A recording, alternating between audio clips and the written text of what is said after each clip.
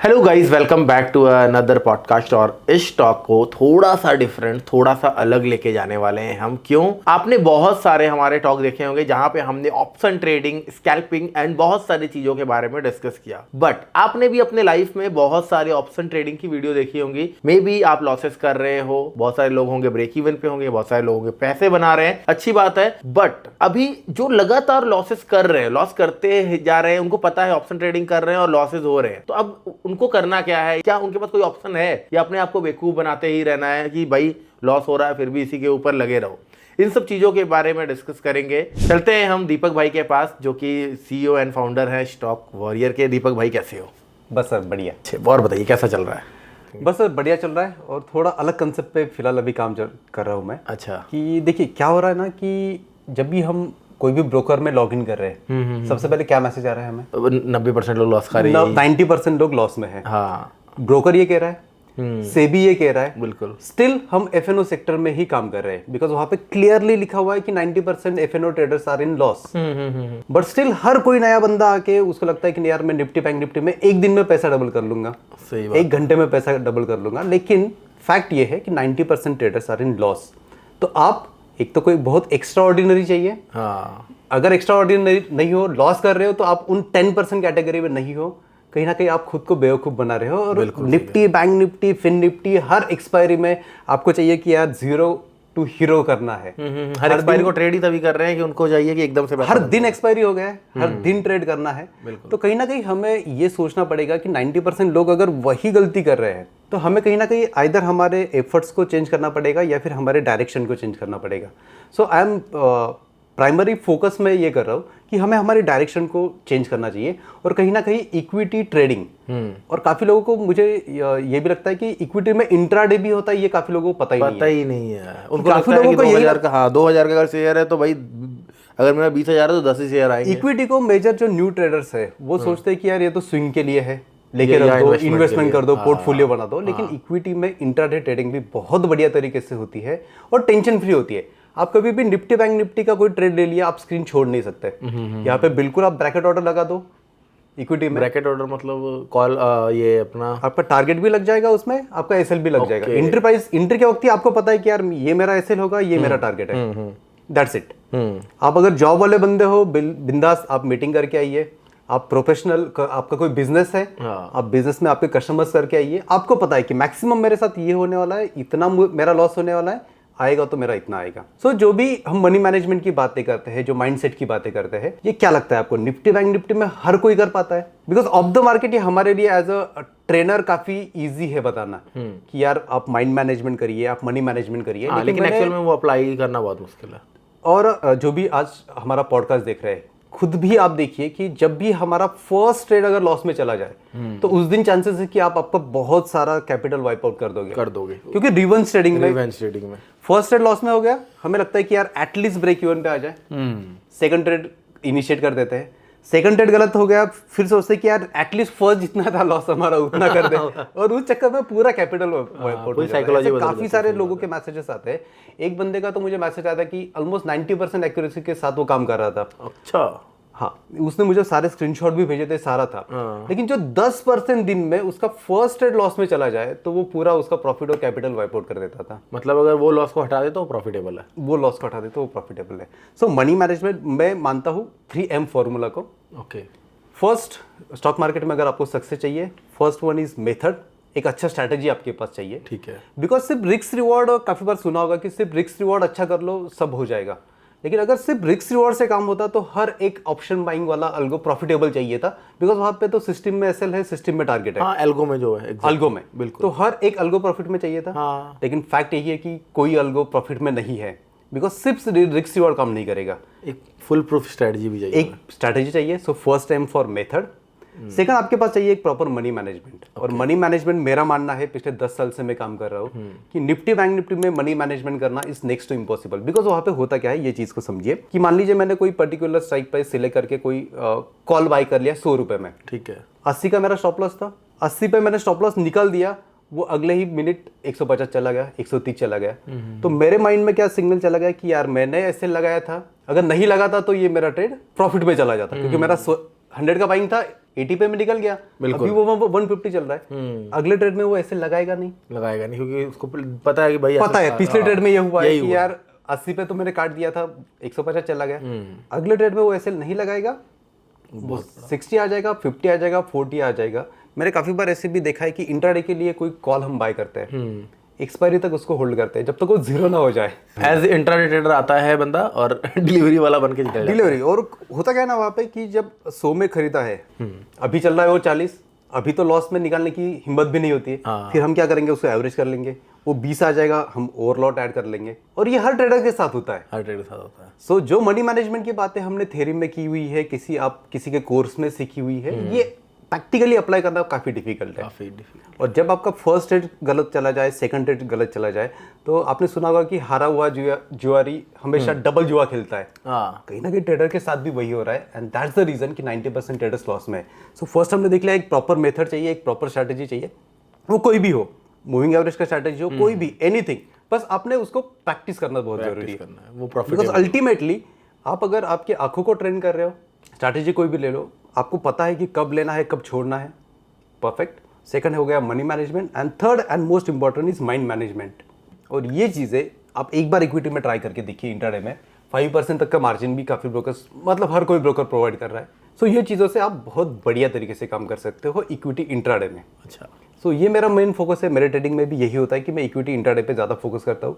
Nifty bank Nifty में perfect setup बन रहा है तो मैं इंटर करूंगा, या फिर काफी बार ऐसे होता है कि 2-2 3-3 दिन तक मैं निफ्टी बैंक निफ्टी को देखता भी नहीं हूं। अच्छा, तो स्टार्टिंग जब आपने मतलब कुछ अपने बारे में बताइए कि आपने जब स्टार्टिंग किया ट्रेडिंग की, तो पहले आप F&Os वगैरह कर रहे थे, ये एक्सपीरियंस कहाँ से आया आपके पास कि F&O निकालें? क्योंकि आजकल का जो यूथ है या आजकल के जो बच्चे हैं जो मार्केट में आ रहे हैं, वो तो हाई F&O में रहे हैं, F&O में आ रहे हैं, और सर वो इतना ज़्यादा लॉट साइज में काम कर रहे हैं, हाँ, उनको कि मतलब 10 साल काम करने के बाद भी काफ़ी बार हमें डर लगता है कि नहीं यार इतना क्वांटिटी लेना है या नहीं लेना है, क्योंकि पूरा नया बंदा आया है, 1 महीना हुआ है उसको, और वो क्वांटिटी मतलब ज़बरदस्त क्वांटिटी के साथ। और सबसे बड़ी बात कि उनके पास वो जितना पैसा, वो पूरा पैसा एक सिंगल ट्रेड में झोंक रहे हैं, सिंगल ट्रेड में झोंक। और ऐसा नहीं है कि जो वो क्वांटिटी बड़ा कर रहे हैं उस क्वांटिटी की वैल्यू बड़ी है, वो सस्ता प्रीमियम उठा रहे हैं। मतलब आपको देखने में लगेगा कि 500 लॉट है, लेकिन वो 500 लॉट आ गया है 20,000 रुपए में। Yes, perfect. 3 रुपए 4 रुपए का प्रीमियम, 5 रुपए प्रीमियम है, और उनको उसको जीरो को जो है वो हीरो करना है। जीरो ट्रेडिंग जो है वो काफी यूट्यूब पे भी फेमस हो चुका है, हाँ, लेकिन ये दिक्कत वाला पार्ट है। सो मैंने स्टार्ट किया था एक्चुअली 2014 में, और हमारे ज़माने में, आज तो जो लोग कह रहे हैं कि यार ब्रोकरेज बहुत ज़्यादा है, था जब मुझे फर्स्ट मेरा डीमैट अकाउंट ओपन करने के लिए 10,000 पे करना पड़ा था। डीमैट अकाउंट ओपन करने के लिए मिनिमम बैलेंस रिक्वायर्ड, जैसा ऐसा कुछ क्या? नहीं, वहाँ पे एक्चुअली ब्रोकरेज रिवर्सल प्लान मुझे चिपकाया गया था। ठीक है, 10,000 दिया था मैंने, जिससे आपका ब्रोकरेज कम हो जाएगा, बिकॉज तब ब्रोकरेज भी बहुत ज्यादा थे। मतलब 100 रुपीज पर लॉट के हिसाब से ब्रोकरेज चार्ज किया करता था पर लॉट। मतलब स्विंग ट्रेडिंग करते हो, 10 लॉट ले तो 1,000 रुपए लग 1,000 रुपए लग जाते थे। स्विंग ट्रेडिंग कर रहे हो तो वो तो अलग ही चीज था। अगर इक्विटी स्टॉक्स आप होल्ड कर रहे हो तो वो बहुत ज्यादा जो है वो ब्रोकरेज लग रहा था। सो आज जो भी हम सुन रहे हैं कि यार बहुत ज्यादा ब्रोकरेज है, तो एटलीस्ट 10 साल पहले का अगर आप चेक करोगे तो बहुत ज्यादा ब्रोकरेज एक्चुअली में हम पे करते थे। तो तब से स्टार्ट किया था, और तब ज़्यादा यूट्यूब पे भी नॉलेज नहीं था। पहले तो कैंडल क्या होती है ये भी पता नहीं था। बिल्कुल, लाइव मार्केट में कैंडल चेंज भी होते हैं ये भी पता नहीं होता था। तो काफ़ी बार प्राइस देख के हम रैंडमली जो है वो ट्रेड करते थे। लेकिन फॉर्चुनेटली ये हुआ कि स्टार्टिंग ही मेरा इक्विटी ट्रेडिंग से हुआ। अच्छा, इक्विटी ट्रेडिंग से ही हुआ था। 2014 बैकग्राउंड वगैरह था क्या कोई, मतलब फादर या फिर कोई फैमिली में? दोस्त से देखा था एक्चुअली, दोस्त जो है वो देखता था। अच्छा, तो क्या है कैसे है, फिर उसने उसका जो आरएम था उससे बुलाया, वो उन्होंने अकाउंट ओपन करवाया। ठीक है। और वही सबका जो हाल था वही कि कुछ पता नहीं था और डायरेक्टली हम लग गए ट्रेडिंग में। तो काफ़ी कुछ लॉसेस भी किए, बट उसके बाद समझा कि यार नहीं यार 3M फॉर्मूला को अप्लाई करना पड़ेगा। Money management, mind management, 80% mind management का गेम है। अभी आप तो मतलब ये सारी चीज़ें में आप मास्टर हो। नहीं ठीक है, हाँ, जनता को हम बेसिकली सिखाने के लिए बैठे हैं। यस, तो यहाँ पे माइंड मैनेजमेंट का गेम है। बिकॉज मैंने जो बात कही कि 1 या 2 ट्रेड गलत हो जाए, रिवेंज ट्रेडिंग में लग जाते हैं लोग, रिकवरी के चक्कर में लग जाते हैं। जो गया वो मार्केट में गया, अब बस वही माइंडसेट से अगर करते रहोगे कि नहीं यार मुझे मेरा लॉस रिकवर करना है, तो पूरी जिंदगी में आप लॉस रिकवर नहीं कर पाओगे। घर बिक जाएगा, गाड़ी बिक जाएगी, सब बिक जाएगा, लेकिन लॉस रिकवर फाइनली रिकवर आपका कभी नहीं होगा। तो एक प्रॉपर माइंडसेट से हमें करना पड़ेगा और एक रियलिस्टिक एक्सपेक्टेशंस वहाँ पे रखनी पड़ेगी। हाँ, बिकॉज मैंने नए ट्रेडर्स का देखा है कि उनको हर दिन पैसा डबल चाहिए। मतलब इंडस्ट्री जो स्टैंडर्ड है, बड़े बड़े जो ऑप्शन सेलर्स है, जो बड़े ट्रेडर्स है, उनका अगर हम देखें एक्सपेक्टेशन कितना है 5%, 10%, दे आर वेरी हैप्पी। पर अगर 5%, 10% इतने बड़े एक्सपीरियंस लोगों का अगर एक्सपेक्टेशन है monthly, and that too on a higher capital, उनका कैपिटल कितना है, they are trading in crore. बहुत, हाँ। नया बंदा 10,000 ला रहा है, उसको चाहिए कि यार अगले दिन जो है डबल हो जाए। तो कहीं ना कहीं एक्सपेक्टेशंस भी हमें एक रियलिस्टिक एक्सपेक्टेशन के साथ काम करना चाहिए, काम करना पड़ेगा। हाँ, तो ये जो आपने 3M फार्मूला बताया, आप जैसे 2014 में आपने ट्रेडिंग शुरू किया था, तो आपको कब रियलाइज़ हुआ, कितने सालों के बाद, कि 3M फार्मूला में पे काम करना पड़ेगा? ऑलमोस्ट 2017-18 मतलब लॉकडाउन, जब हम पूरा टाइम घर पे बैठे हुए थे, तब थोड़ा सोचा कि यार कुछ तो गलत हो रहा है, जो हम काम कर रहे हैं, इतना मेहनत कर रहे हैं और पैसा जो है वो जा रहा है। लॉकडाउन मतलब 2020 के आसपास? हाँ, जब कोविड का लॉकडाउन लगा तब मैंने देखा कि यार इतना सब हम कर रहे हैं, इतना टाइम दे रहे हैं, मेहनत दे रहे हैं, जो सैलरी आ रहा है उसमें से हम पूरा लगा दे रहे हैं। भले ही हम घर पे चीजें नहीं लेंगे, लेकिन ट्रेडिंग अकाउंट में पैसा हर किसी का जाता है। जो ट्रेडर घर पे चीजें लेने के लिए, खुद पे खर्च करने के लिए हम सोचते हैं, लेकिन ट्रेडिंग अकाउंट में पैसे डालने के लिए कभी नहीं सोचते। ये मतलब आपने वही सोचा, दुखती रग पे हाथ रखा है। यस, ये सब रिलेट कर पाएंगे कि मतलब अगर बाहर 200 रुपये या 100 रुपये का आप कॉफी भी पीने जा रहे हो तो सोच तो साला खर्च नहीं करना है। लेकिन ट्रेडिंग में 2000 का लॉस हो जाए चलेगा, 20,000 का लॉस, 30,000 का लॉस, 40,000 का लॉस, मतलब लोग होल्ड कर लेते हैं। और सबसे बड़ी दिक्कत क्या है पता है सर आपको, कि निफ्टी बैंक निफ्टी में जब भी आप ट्रेड करोगे ना, पर्टिकुलर बैंक निफ्टी बहुत ज्यादा वोलेटाइल है, आप 2,000 के प्रॉफिट में निकल जाओगे, लेकिन 2,000 के लॉस में कभी नहीं निकल नहीं पाएगा, क्योंकि वहां पे हम सोचते हैं कि नहीं यार रिकवर हो जाएगा, कॉस्ट टू कॉस्ट आएगा तब निकल दूंगा, लेकिन आप 20,000 का प्रॉफिट नहीं ले पाओगे। हाँ, बंदा ट्रेड में एंटर करता है, माइंडसेट होता है कि प्रॉफिट करेंगे, राइट। जैसे ही उसका अकाउंट लॉस में जाता है, माइंडसेट चेंज हो जाता है, कवर करना है। एटलीस्ट कॉस्ट टू कॉस्ट आ जाए, भगवान कॉस्ट टू कॉस्ट लेके आया, सही बात है, आगे से नहीं करूंगा। अगर मैं थोड़ा सा पीछे जाऊं, और जब आप ट्रेड कर रहे थे 2014 से लेके जब तक आपको ट्रिपल M के बारे में रियलाइज हुआ, उसके बीच में आपने कितना लॉस कर चुका था, कितना लॉस किया था आपने? लॉस का काफ़ी बड़ा अमाउंट था, मतलब मेरे सैलरी की अगर बात करूँ तो सैलरी से काफ़ी, मतलब ऐसे समझिए कि पूरा साल भर का पैकेज मेरा लॉस में था।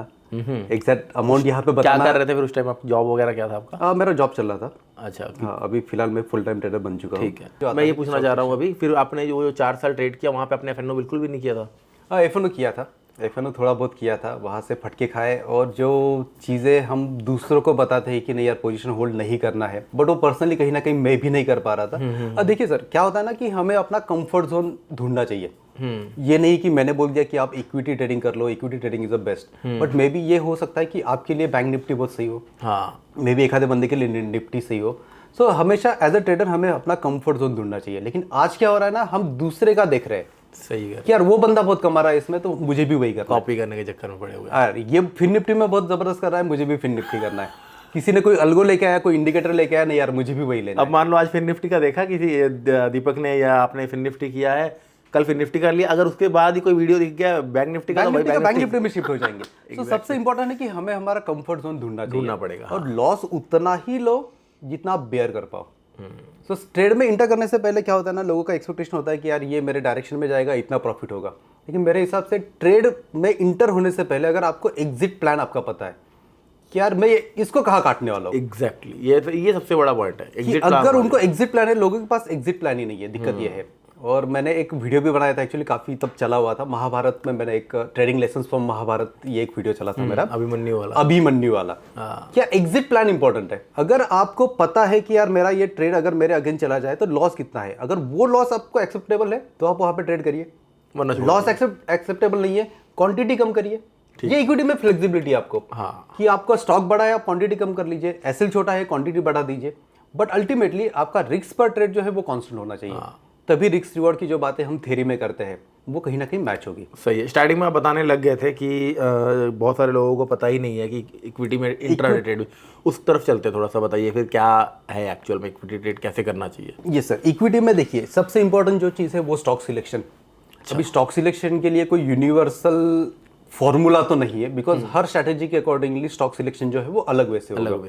सो आपकी स्ट्रैटेजी के अकॉर्डिंगली आपके पास एक स्टॉक सिलेक्शन मेथड चाहिए। काफी सारे फ्री वाले स्कैनर प्लेटफॉर्म अवेलेबल है, यहाँ पे मैं किसी का नाम नहीं लूंगा, लेकिन फ्री में आपको काफी सारे प्लेटफॉर्म्स बन जाते हैं जहाँ पे आप आपका स्कैनर बना लीजिए, आपको स्टॉक सिलेक्शन जो है वो हो जाएगा। तो सबसे पहले स्टॉक सिलेक्शन काफी ईजी है, और यही चीज को सबसे ज्यादा लोग डरते हैं कि यार स्टॉक कैसे सिलेक्ट करेंगे, हजारों स्टॉक्स है, किस में ट्रेड करना है कैसे पता चलेगा। काफी ईजी है, बस थोड़ा सा वहाँ पे आपको टेक्नोलॉजी जो है उसका यूज़ करिए, स्टॉक सिलेक्शन बहुत इजीली हो जाएगा। थोड़ा सा अगर आप वर्बली बताना चाहें, जैसे कई बार मैंने कई लोगों से सुना है कि कुछ पर्टिकुलर स्टॉक्स फिक्स कर लो, कि जैसे बजाज फाइनेंस हो गया, रिलायंस हो गया, फिक्स कर लो और डेली उस पर ट्रेड, ये क्या सही है? ये एक मेथड है। मैंने एक लेडी का सुना हुआ था कि वो हर रोज आईसीआईसीआई बैंक में ही ट्रेड करती थी। मेरे एक कॉन्टेक्ट वाले थे, ठीक है। अभी उनका इतना प्रैक्टिस हो चुका है कि वो आईसीआईसीआई बैंक अगर वो कहती कि अगर इसको कहीं भी जाना होगा तो मुझे पूछ के जाएगा। अच्छा, इतना ज्यादा उनका आंख जो है वो उस चीज पे पर्टिकुलर, तो एक चीज पे मास्टरी करना भी सही है। सही है। और अगर आपको वो नहीं करना है, बेटर है कि यार 1000 स्टॉक से देखिए, हर एक स्ट्रैटेजी हर एक दिन हर एक स्टॉक पे नहीं चलेगी। उसके लिए आपको ट्रेंडिंग स्टॉक चाहिए आपकी स्ट्रैटेजी के अकॉर्डिंगली। मान लीजिए आप ट्रेंडिंग कर रहे हो, अगर आप रिवर्सल कर रहे हो, रिवर्सल भी बहुत अच्छे स्टॉक्स में फाइंड आउट होते हैं, क्योंकि आपने देखा होगा डे हाई पे जाने के बाद प्रॉफिट बुकिंग आता ही आता है स्टॉक्स में। तो मेरा एक पर्टिकुलर स्ट्रैटेजी में ये भी यूज करता हूँ कि अगर मुझे रेजिस्टेंस पे डे हाई मिल गया, डाइवर्जेंस मिल गया, बिंदास वहाँ पे आप शॉर्ट सेल कर सकते हो स्टॉक को। स्टॉक्स में काफी लोगों को ये लगता है कि सिर्फ बाय ही करके चलना है, नहीं, हम स्टॉक को सेल भी कर सकते हैं। अगर एफएनओ सेक्टर के स्टॉक्स है तो इंट्राडे पर्पस के लिए आप उनको सेल कर दीजिए। अच्छा, सिर्फ एफएनओ सेक्टर के होंगे या कोई भी कर सकते हैं? मैं जनरली एफएनओ सेक्टर में लिक्विडिटी अच्छी होता है, स्लिपेजेस नहीं होते हैं। जो प्राइस पे चाहिए हमें वहां पे हम एग्जिट। ये थोड़ा सा ध्यान रखना पड़ेगा सभी को कि आप जिन स्टॉक्स में ट्रेड कर रहे हैं इलिक्विड काउंटर ना हो, यहाँ पे वॉल्यूम्स कम है, बायर सेलर अवेलेबल नहीं है ना। यस, बायर सेलर्स अवेलेबल नहीं है। अगर सर्किट वाले स्टॉक से दूर रहिए। काफी बार ऐसे होता है कि यार बस लाइंस बनती जाती है, और काफी लोगों को वो इंटरेस्ट होता है उसमें कि काफी लोग उसमें पोजीशंस बना लेते हैं, लेकिन जब लोअर सर्किट लगने लग जाता है तब वो एग्जिट भी नहीं कर पाते। और मैसेज बहुत आते हैं कई बार मेरे फोन में आते हैं, ये स्टॉक बाय कर लो। उनसे तो बिल्कुल दूर रहना चाहिए मेरे हिसाब से। दूर रहना चाहिए, क्योंकि वो कहीं ना कहीं वो मतलब पंप एंड डंप वाला स्कीम होता है। लेकिन एफएनओ सेक्टर में पंप एंड डंप वाला स्कीम नहीं हो सकता है। और जो मैंने पहले बात की कि ब्रैकेट ऑर्डर लगाइए, तो एसएल लगा के ये कभी नहीं होगा कि आपका एसएल कोई हंट करने के लिए आ रहा है। काफी एक ट्रेंड चला है कि एसएल हंटिंग होती है। एसएल सिस्टम में मत लगाइए, एसएल सिस्टम में लगाना पड़ेगा। अच्छा, तो जो आप स्टॉक सिलेक्शन के बारे में बता रहे हैं, कुछ बता सकते हो मेथड, एक स्ट्रेटजी, या जो कि स्क्रीन के बिना वर्बली इन लोगों को कुछ मिल जाए? पर्टिकुलरली अगर कोई स्टॉक डे हाई पे चल रहा है, मुझे पर्टिकुलरली ये स्ट्रेटजी बहुत ज्यादा पसंद है। ठीक है, डे हाई पे कोई स्टॉक चल रहा है, ठीक है, पूरे यूट्यूब पे कहीं नहीं मिलेगी आपको ये स्ट्रेटजी। आप पूरा देख लीजिए, कहीं पे ये स्ट्रेटजी नहीं है। ग्रेट। डे हाई पे कोई स्टॉक चल रहा है, अपने वर्जिन रेजिस्टेंस पे कोई रेजिस्टेंस जस्ट बना हुआ है, उसको टेस्टेड नहीं है, ठीक है, आप बिंदास वहाँ पे उसको शॉर्ट करिए। क्या बात है। अगर थोड़ा कैंडलस्टिक का बेसिक नॉलेज होना जरूरी है, ऐसे नहीं कि बस रैंडमली आप वहाँ पे कर दीजिए। कोई अगर बेरिश कैंडलस्टिक पैटर्न बन रहा है, छोटे से रिस्क के साथ बहुत बढ़िया रिस्क रिवॉर्ड वाले ट्रेड्स आपको मिलते हैं। मतलब मैंने 1:4 1:5 तो ऐसे ही मिल जाता है, क्योंकि हमारा रिस्क बहुत कम है वहाँ पे। और आपका रिस्क कम है, आप क्वांटिटी बढ़ा दीजिए, अल्टीमेटली आपका लॉस पर ट्रेड जो है वो कांस्टेंट चाहिए। हाँ, रिस्क मैनेजमेंट का कोई रूल बता दीजिए, जहाँ पे जैसे आपने बोला ना कि अगर रिस्क कम है तो क्वांटिटी बढ़ा दीजिए। हाँ, ये कोई है जनरली मैं जैसे जो लोगों को भी बताता हूँ कि मान लीजिए आपने 2000 का आपका रखा हुआ है कि यार मेरा रिस्क पर ट्रेड 2000 होगा, तो अगर आपका मान लीजिए एसएल जो है वो 20 पॉइंट का आ रहा है, तो आपकी क्वांटिटी उस अकॉर्डिंगली चाहिए कि इसमें अगर 20 पॉइंट का एसएल है मेरा, तो क्वांटिटी में ये रखूंगा। अच्छा, अगर 10 पॉइंट का है तो बढ़ जाएगा क्वांटिटी बढ़ जाएगा। अगर 2 ही पॉइंट का आपका एसएल है तो क्वांटिटी और ज्यादा बढ़ जाएगा। अल्टीमेटली अगर गलत हो रहे हो तो जाएगा कितना आपका, सिर्फ 2000 ही जाएगा, और सही होते हो तो आएगा भी उतना ही आएगा। और ये चीजें देखिए सर, निफ्टी बैंक निफ्टी में नहीं होता। निफ्टी बैंक निफ्टी में मैंने काफी बार देखा है कि कंपल्सिव ट्रेड्स करते हैं, सेटअप का वेट नहीं करते लोग। 15 मिनट में सेटअप नहीं बन रहा है, 5 मिनट में शिफ्ट होंगे, 5 मिनट में नहीं बन रहा है, 3 मिनट में शिफ्ट होंगे, 3 मिनट में नहीं मिल रहा है, 1 मिनट में शिफ्ट होंगे। बिकॉज काफी बार कंपल्सिव ट्रेडिंग हो रही है लोगों की। एग्जैक्टली, उनको ट्रिगर हैप्पी होना है कि यार मैं आया, बस मुझे आदत लग गई कि मुझे ट्रेड में इंटरेस्ट होना ही होना है। मतलब मैंने ऐसे भी लोग देखे कि 9:15 को मार्केट खुला, उनका जस्ट 9:15 9:16 पे पोजीशन बन जाता है, सेटअप का वेट नहीं करते। और ये दिक्कत होगा आपको निफ्टी बैंक निफ्टी में। सेटअप हर दिन हर वक्त आप स्क्रीन के सामने हो तब नहीं बनेगा। बाकी इक्विटी में आप 2:15 बजे से लेकर 3:15 बजे तक जब भी आप मार्केट में आओ, 100% सेटअप आपको आपका मिलेगा, because an number of options available है। Exactly. ये स्टॉक का मूवमेंट हो गया, नेक्स्ट स्टॉक है आपके पास, हाँ, उसमें ट्रेड करिए, उसमें ट्रेड करिए, तो ये सारी चीजें यहाँ पे अवेलेबल है। तो एक इंट्राडे ट्रेड करके अगर बंदे को प्रॉफिटेबल होना है या प्रॉफिट निकालना है, तो बेसिकली कितने पैसे चाहिए मार्जिन मनी? मेरे हिसाब से सर अगर 30-40,000 भी अगर आपके पास है तो आप डिसाइड कर लीजिए कि एक स्टॉक में मेरा 10,000 में जो है यूज करने वाला हूँ, मार्जिन आपको मिल जाएगा। ठीक है। तो हर एक 4 पोजीशंस आप बना सकते हो दिन में, तो 10,000 10,000 10,000 10,000 इस हिसाब से आप उसको डिवाइड कर सकते हो। ठीक है। तो मंथली अगर मैं आपसे जस्ट पूछूं कि अगर आप जो भी स्टॉक्स ट्रेड कर रहे हो, इंट्राडे कर रहे हो, आप कितना पॉसिबल है कि मंथली भैया 20% 15% निकल जाता है, या कितना निकल जाता है बेसिकली? ये डिपेंड करेगा कि मार्केट कैसा था हमारा, मार्केट कैसा, और कितना आपने ट्रेड किया। कितना आपने ट्रेड किया, बट एक मोटा मोटी भी पकड़ ले हाँ। तो 20 से 30% तो आपका इजीली निकल जाएगा और टेंशन फ्री निकलेगा। सबसे इंपॉर्टेंट चीज है कि टेंशन फ्री निकलेगा। हाँ, तो बेसिकली आपको जॉब के साथ आप कर सकते हो, आप बिजनेस कर रहे हो उसके साथ इक्विटी ट्रेडिंग कर सकते हो, कोई हाउस वाइफ है वहां पे आप इक्विटी ट्रेडिंग कर सकते हो। सही है। जो निफ्टी बैंक निफ्टी में काफी बार होता है कि स्क्रीन के सामने होना कंपल्सरी हो जाता है। यहाँ पे ये है कि आप ब्रैकेट ऑर्डर लगा के आराम से बैठ बस जाओ, आराम से बैठ जाओ, क्योंकि आपको पता है volatility इतनी कि नहीं वर्स्ट केस में क्या है, ये होना क्या होना है आपको पता है, और बेस्ट केस में आपको क्या होना है वो भी पता है। सही है। यहाँ पे स्टॉप लॉस वगैरह स्लिपेज का भी इतना प्रॉब्लम नहीं होता इतना प्रॉब्लम नहीं है। ऐसा नहीं होगा कि आपका स्टॉप लॉस जंप हो गया, हाँ ये नहीं होगा। लेकिन बैंक निफ्टी में अगर बड़ा रैली आ जाए तो आपका स्टॉप लॉस जो है वो जंप हो जाता है, स्लिप हो जाता है। ये बहुत ज्यादा दिक्कत आती है। चलिए, बहुत मुझे लग रहा है अगर यहाँ तक कोई बंदा सुना है तो लिटरली वो अपने लॉसेस को कट करना चाह रहा है। और जो लोग नया स्टार्ट करना चाहते हैं उनके लिए बस एक ही कहूंगा कि अगर आप फ्रेश बिगिनिंग करना चाहते हो तो अगले 3 महीने के लिए आप आपका कैपिटल भी प्रोटेक्ट कर लो। हाँ, आपने 40,000 से स्टार्ट किया है, हाँ, ब्रेक इवन पे भी रह गए अगर आप ब्रेक इवन डेली ट्रेड करके अगर आप ब्रेक इवन पे भी हो देन समझ लीजिए कि you are on a right track. Brokerage वगैरह जाके बस कैपिटल को प्रोटेक्ट करिए। क्या बात है। देन आप आपकी क्वांटिटी बढ़ाइए। लेकिन दिक्कत क्या हो रही है कि फर्स्ट डे से ही क्वांटिटी लोग बढ़ा देते हैं, अनरियलिस्टिक एक्सपेक्टेशन के साथ आते हैं, तो वो दिक्कत वाला पार्ट है। सही है। लिटरली गाइस, अगर आप फेड अप हो चुके हो और लॉसेस दे के बैंक निफ्टी को पैसे दे देकर थक गए हो, बट वो आपको नहीं दे रहा है पैसा, तो आप 3 महीने एटलीस्ट स्टॉक्स ट्राई कीजिए। 3 महीने के बाद क्या अपडेट है, क्या आपको निकल कर आया है, इसी पॉडकास्ट के कमेंट में आके कमेंट करके बताइए। मुझे लिटरली खुद लगता है कि अगर आप इक्विटीज़ में शिफ्ट होते हो, इक्विटीज़ में अगर आप काम करते हो, तो वहाँ पे आपकी ज़िंदगी ना बहुत ज़्यादा स्मूथ हो जाएगी, सुकून भरी हो जाएगी। सुकून भरी हो जाएगी। बहुत सही कह रहे हैं आप। बहुत अच्छा लगा दीपक भाई आपसे। Thank you so much sir for inviting.